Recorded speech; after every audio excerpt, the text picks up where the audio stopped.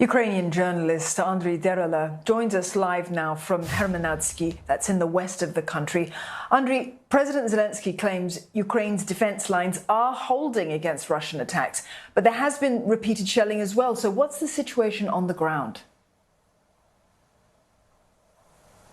It is incredibly hard to see the full picture on the ground, of course, and we are getting all sorts of different reports, and a lot of different information is circulating around.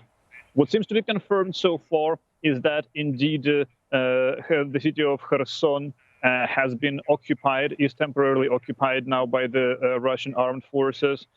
Elsewhere in the country, in the north, it has been reported that the Ukrainian armed forces have managed to get all the way north to the country's border, at least in one sector.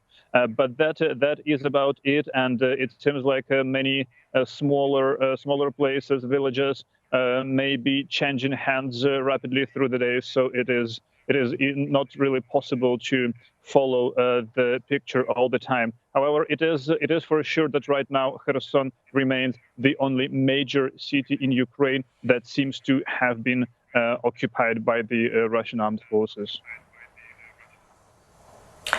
A very fluid situation, it seems, but we do know that there's been this exodus of people fleeing Ukraine, Andriy, at least 1 million in the week since Russia's invasion. How are they finding safe passage through all of this, though?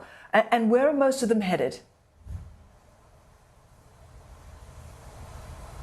Yes, it is indeed the situation, and the reports have it that around 1 million of Ukrainians have already left the country, mostly through the borders in the west.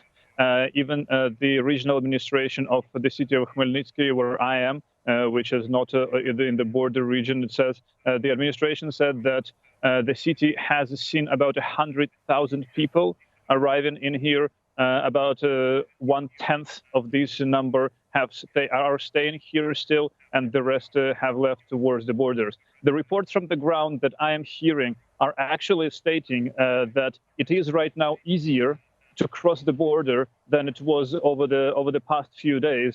There is even a Google spreadsheet circulating where you can see live updates of how many cars there are on different border crossing points in the west, and how much time pedestrians have to wait if they want to cross the border in this way. And it seems like, compared to the previous few days, right now the situation is much better, and it does not take tens of hours anymore to cross the border for the refugees. So in this respect, the situation seems to have improved.